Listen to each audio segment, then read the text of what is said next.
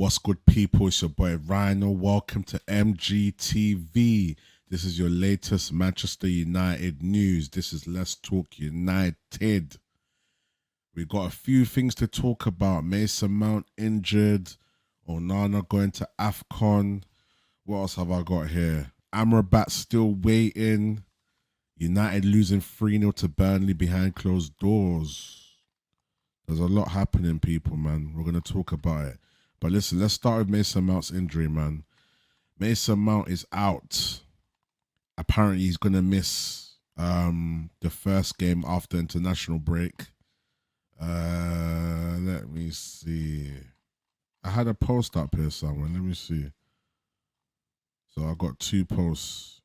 So I got this one. Let's share it with you guys. I need to get back on this streaming thing, man. When I don't stream for a while, I'm so rusty. It's unbelievable. I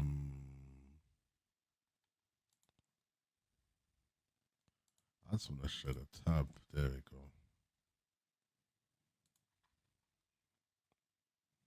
So Mason Mount has a hamstring injury and will be out until the end of international break.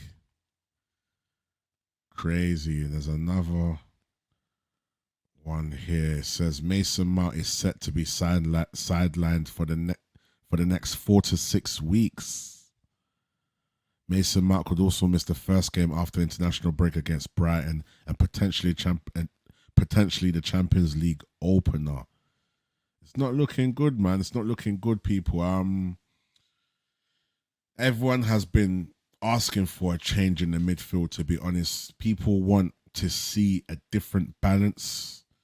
I do feel like first and foremost, I would want effort and hunger and fight.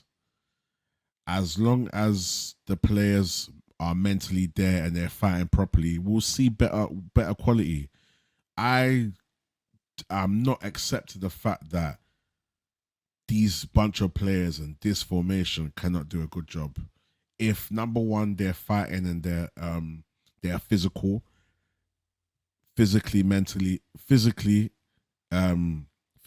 and mentally physical, yeah, if that makes sense. And also, I feel like just they're not working hard enough. These players are not working hard enough. Let's say Anthony's running down with the ball. We need to have at least two players making triangles around him, covering the half spaces. No one's doing nothing. Certain players are making runs by themselves. Rashford, as much as he doesn't want to play in the middle, he's not making no effort. He's just his body language is very bad. And for me, cool. You don't want to play in the up top in the middle. At least make an effort for the manager and show the manager that, look, you're playing me here temporarily. Let me at least put an effort in because I know it's not long term. We've got people like Hoyland coming in. You feel me? So yeah, we've got a lot of improvements to make, and I think the first and foremost main improvement would be at least the players putting their 100% effort in, physically and mentally. I think I made a mistake earlier when I was like, I said something about mentally, physically, or physically, mentally, or whatever. But you guys know what I mean.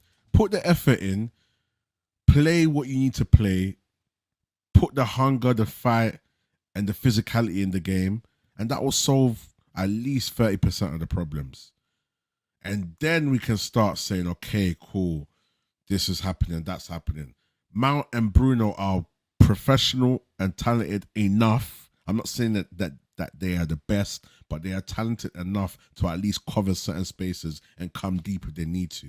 And let Casemiro advance. They might not be the best defensive players, but then let's have a system. Let Luke Shaw come in and support Casemiro while the others. People need to be covering all the gaps. Simple.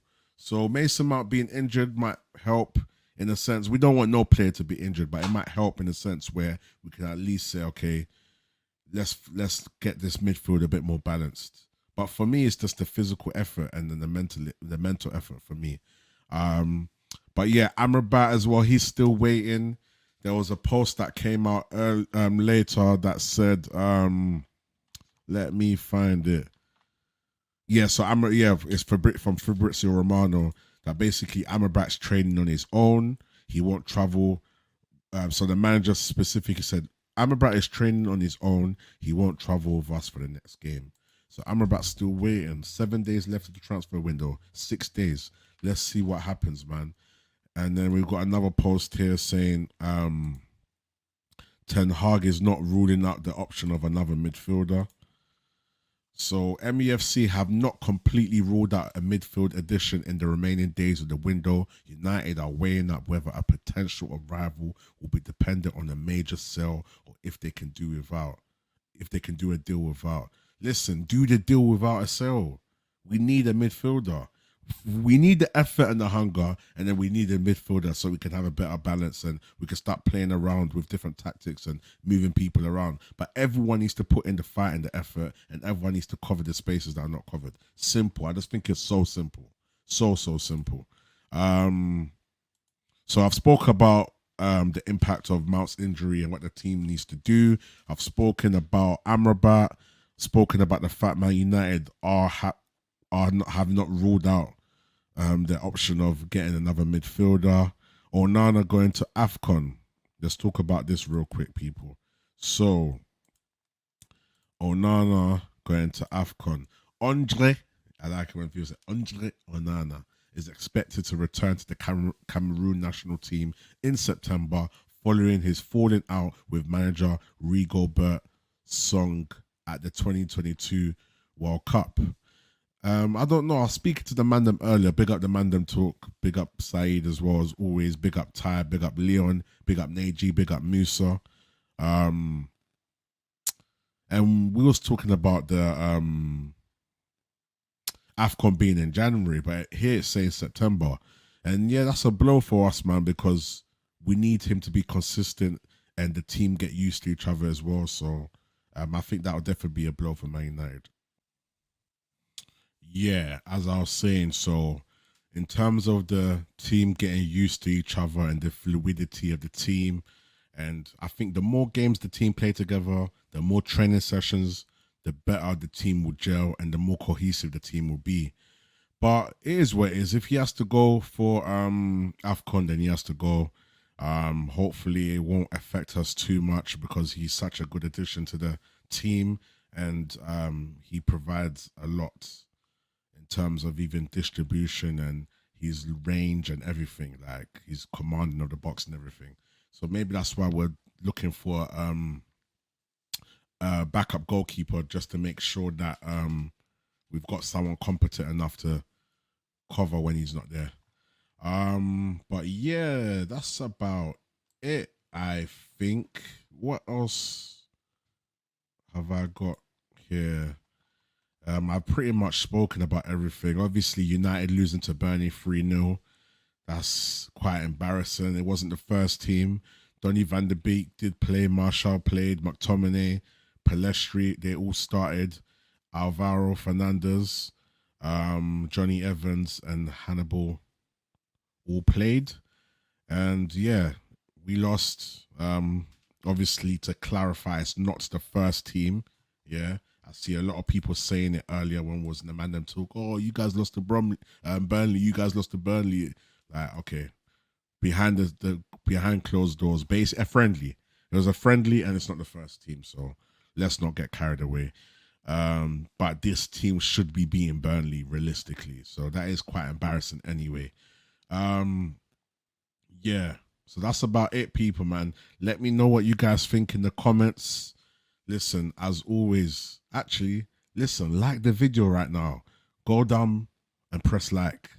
And if you can, this is your first time watching and you're not subscribed, please subscribe to the channel. Please put post notifications on.